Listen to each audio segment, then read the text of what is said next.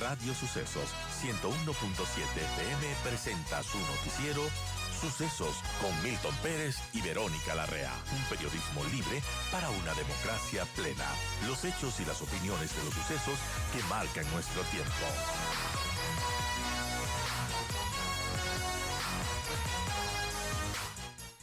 De estos resultados tan inesperados y de los retos que va a tener Daniel Noboa en este nuevo periodo, bueno, una economía en crisis, también una gobernabilidad que está en duda por cómo está conformada la Asamblea, en fin, ¿cómo vimos todo esto que pasó el domingo, César? Bienvenido. Muchísimas gracias, Verónica. Un cordial saludo a la audiencia y siempre será motivo de satisfacción y de plena predisposición estar en esta cabina de tan prestigioso medio de comunicación. Y yo entre broma y en serio decía que si les hacemos una encuesta a los encuestadores, tampoco daban pie con bola. Y eso, Seguramente. y eso significa que los pronósticos están por fuera de toda la realidad. A mí me da la sensación de que hubo una sensacionalización de resultados, tanto para el un lado como para el otro, que se temía en un primer escenario un resultado extremadamente apretado para cualquiera de los dos, Así es. lo que hacía que guardemos mucha prudencia en términos de que la democracia más bien fluya a partir de lo que la proclamación oficial de resultados se realice en el Consejo Nacional Electoral.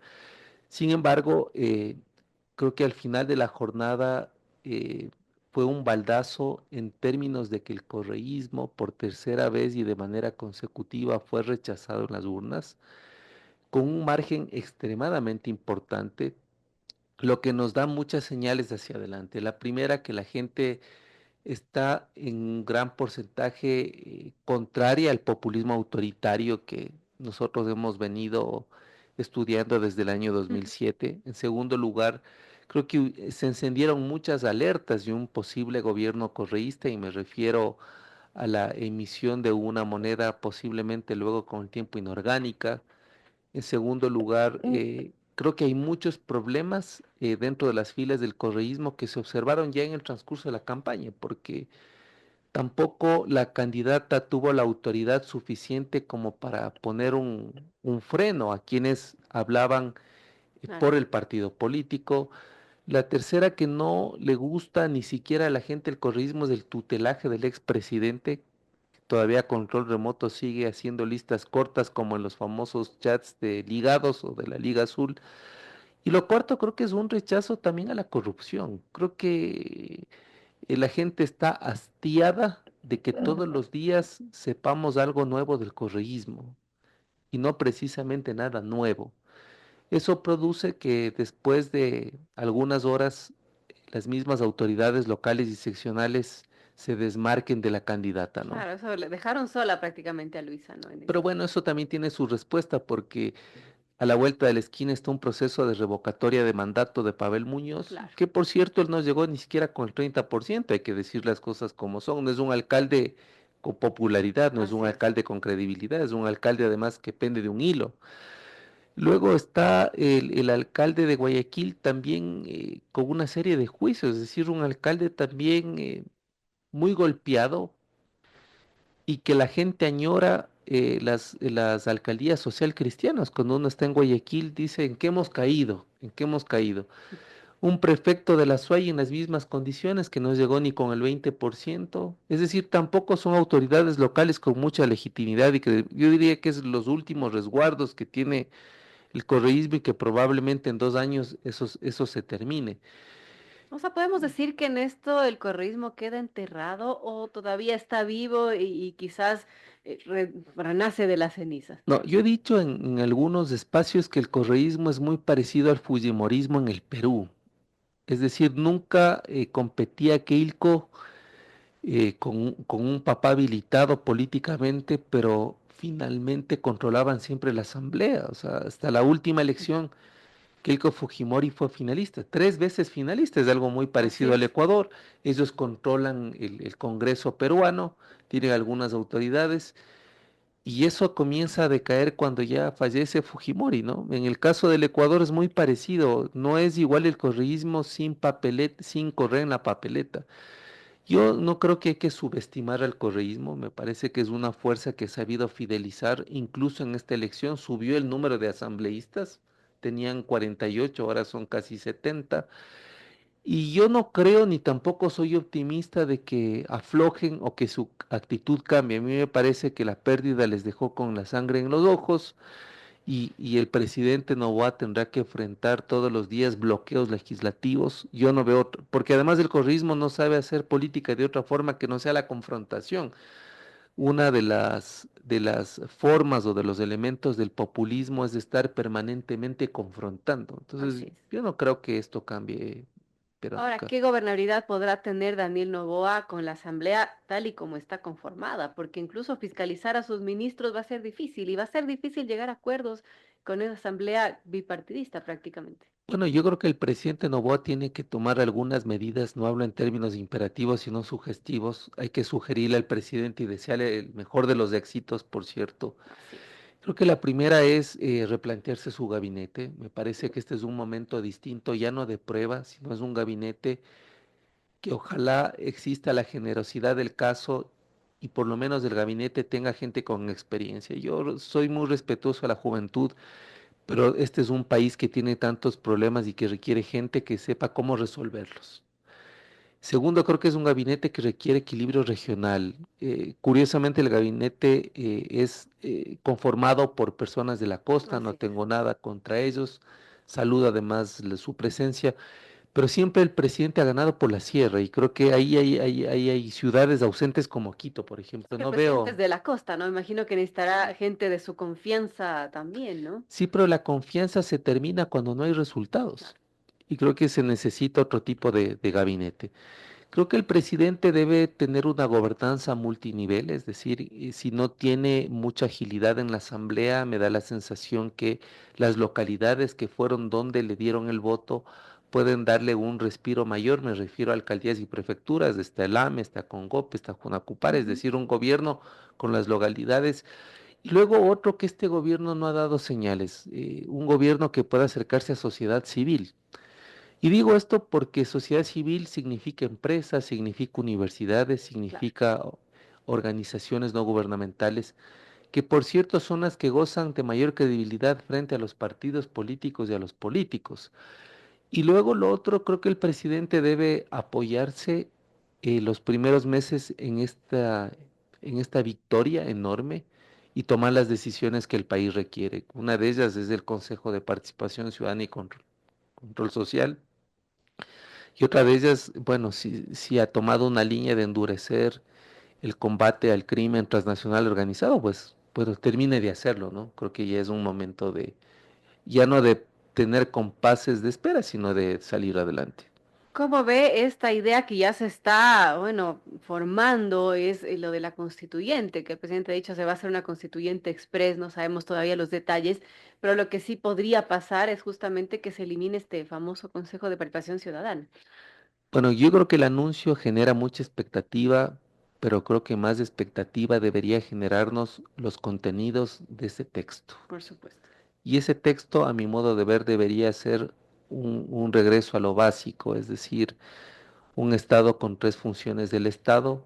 No hay que inventarnos cinco o seis, que fue un enorme error y una pirotecnia del correísmo, que por cierto, los que redactaron esa constituyente, nadie ha tenido el valor para decirnos equivocamos, porque es uno de los peores textos que ha tenido el país. Luego lo segundo es, en lo dogmático, cómo le concibe al Estado el presidente. Es un Estado grande, Estado mediano, es un Estado pequeño. Y digo esto porque en una constitución se expresa cuál es la arquitectura o cuáles son las instituciones. ¿El Ecuador debe tener tantos ministerios como los tiene? Yo creo que no. Mm. Porque además, si uno hace una ligera pregunta, un sondeo, yo estaría seguro que la gente no reconoce más de 5 o 6 ministerios. Así es. Es decir, tenemos una veintena de ministerios que nadie sabe de qué se trata, de qué funcionan, para qué sirven. Y luego lo otro, en materia económica, ¿cuál debería ser la conducción o la orientación de un modelo hacia adelante? Creo que el Ecuador no ha definido un modelo económico. Siempre hemos tenido una suerte de economía rentista muy afincada en hidrocarburos y en materias primas, muy poco en inversión extranjera directa, en producción, en competitividad, y creo que esto también sería algo que como ecuatorianos deberíamos recibir como luces. ¿Cuáles son los contenidos? Porque no solo radica el tema en decir llamo a una asamblea, bueno, ¿qué se va a discutir en esa, o cuál es la propuesta del presidente en esa asamblea? Bueno, es complejo todo lo que se viene y sin duda usted menciona algo importante, dice la necesidad de reconciliar los ánimos del nuevo gobierno le podría otorgar capital político para la implementación de una política de Estado contra el crimen internacional organizado que opera en el país y controla las bandas de delito común. Sin embargo, la sola aceptación de la gente no será suficiente. Sí, yo me ratifico en aquello porque el Ecuador, dentro de 18 países en donde se hace la medición del Latinobarómetro de las Américas, vemos que el Ecuador es el país con mayor desconfianza interpersonal y esto es grave, es decir, tenemos un país con un tejido social completamente roto, fragmentado, y más allá de que 1 millón de personas haya optado por la reelección del presidente, creo que es un momento para reconciliar ánimos, porque en un ambiente polarizado es muy difícil que el presidente hacia adelante conduzca políticas nuevas. Así es. Creo que una manera de ir diluyendo la polarización es llamando posiblemente hasta quienes no están de acuerdo con él. Creo que eso es madurez política, es de estatura democrática. Yo le escuché en sus primeras palabras al mandatario de la República cuando se proclamó los resultados, ser muy cauto, ser muy sereno. Tuvo unas frases de gratitud con su equipo, con su familia, con el país. Creo que es un momento también de, bueno, de escuchar a la gente que no piensa como él. No siempre Y pensar, rectificar en lo que hizo estos 18 meses, sí, ¿no? rectificar, creo que ya no es un momento de error acierto. Creo que es un momento de tener claridad que hace 4 años es un tiempo valioso, enorme. E insisto, creo que aquí se va a ver la generosidad del presidente. Y generosidad me refiero, nuevo equipo, nueva gente. Yo escuchaba ahora en la mañana que es difícil conformar un gabinete. Es difícil cuando no se tiene confianza en las personas. Por supuesto. Es difícil cuando no se tiene un grupo de cuadros de primera línea. Y creo que este espaldarazo que ha recibido el presidente genera mucha expectativa en las personas. Nunca antes hemos visto tanta pedagogía democrática, tanto sacrificio, tanta valentía de los adultos mayores. Esto es algo que a mí Muy me... destacable, ¿no? Tanta gente que, bueno, en la primera vuelta no acudió porque obviamente no está obligado, pero que en esta dijeron tenemos que hacer democracia y acudir y muy, muy destacable eso. Y creo que la gente que cómodamente pudo estar en su casa mirando los resultados, gente que tiene incluso alguna discapacidad, Ujú. se acercó a demostrarnos que es la experiencia, que es la sabiduría, que son los años los que han mantenido este Claro. país. Entonces, este es un mensaje claro para no denostar contra la experiencia, para no denostar contra la gente adulta, porque la gente adulta le está diciendo, usted es un joven que necesita de nosotros.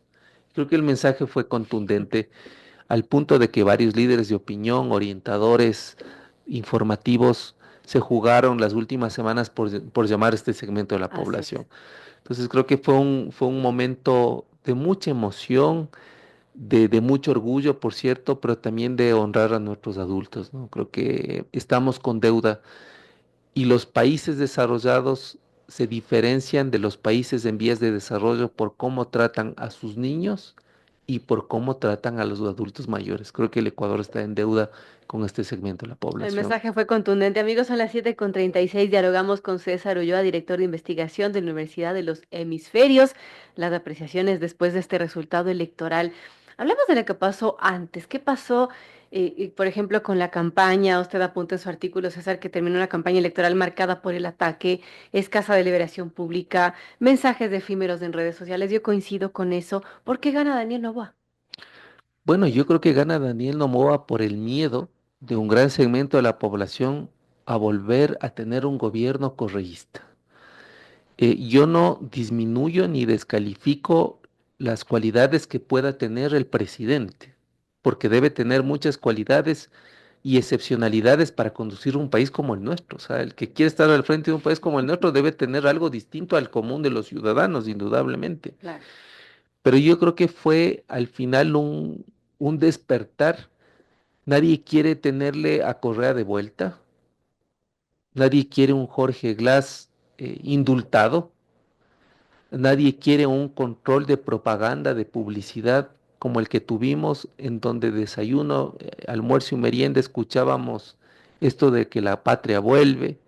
Creo que nadie quiere el dispendio y el grosero uso de los recursos con obras con sobreprecio, porque además la gente con escasa posibilidad de razonamiento dice hubo obras, pero con una obra se pudo haber hecho 7 más. Es decir, con una escuela con sobreprecio se pudieron hacer 7 escuelas, con un hospital lleno que se inunda de agua, porque además muchas obras no sirven de nada, y no porque no se les haya dado mantenimiento, sino porque los materiales y la manera como fueron concebidas no servían de nada. Entonces, yo creo que la gente fue clara y dijo, no queremos una política del odio, una política de la persecución, una política de la impunidad, porque además en esto sí hay que decirlo, al igual que el fujimorismo, lo que quiere el correísmo era el perdón a Correa. Entonces, no puede ir la política del Estado en función de la justicia o de tomarse la justicia. La verdad, después de escuchar o de haber sido desclasificados una serie de audios del caso ligados, algo que además a mí me llama la atención, no solo en cuanto a corrupción se refiere, sino que es un partido que entre ellos se comen vivos. Claro, y ahí O también se sea, evidenciaba que, horrible. bueno, no le querían tanto a Luisa, ¿no? Desde ciertos lados. No le quieren a Luisa, no se quieren entre ellos, se mezquinan, pero además todo gira alrededor de quién se lleva la plata del Estado, porque es gravísimo. Quiero tantos puestos para la superintendencia, quiero Claro. atacar a la Corte Constitucional por esto, la mitad de la plata se lleva Vinicio Alvarado, o sea, entonces lo que nosotros hemos escuchado era que prácticamente se convirtió el partido político en una organización delincuencial en donde el Estado termina siendo administrado por gente con apetitos voraces y con una suerte de deseo de ascenso socioeconómico con el sacrificio de los ecuatorianos. Esto es sin misericordia. O sea, y creo que el mensaje queda claro porque además no sabemos qué más se va a encontrar en los teléfonos del caso ligados. Nosotros conocemos una parte muy pequeña. Así es. No quiero imaginarme hacia adelante qué más podemos conocer. Seguro que habrá mucha tela que cortar en ese sentido. Yo quiero agradecerle a César Ulloa por estar con nosotros. Gracias, César. Ulloa es director de investigación de la Universidad de los Hemisferios. Gracias por acompañarnos en esta mañana. Sí, finalmente yo quisiera decir algo que cuando yo escucho que la candidata del correísmo rechaza los resultados electorales, me di cuenta de la estatura democrática que tiene ese partido. Si esa fue su reacción al perder, no me imagino cuál era su reacción si ganaba las elecciones, qué se nos venía adelante. Entonces hay que saludar el acto patriótico de nuestra gente y desear que este gobierno tenga luces, sabiduría, sensatez, humildad y que ponga lo mejor de sí para los 4 años que se Sí, vienen. es porque los retos son enormes, como ya hemos conversado. Gracias nuevamente a César Ulloa por estar aquí. Muchas gracias por la invitación.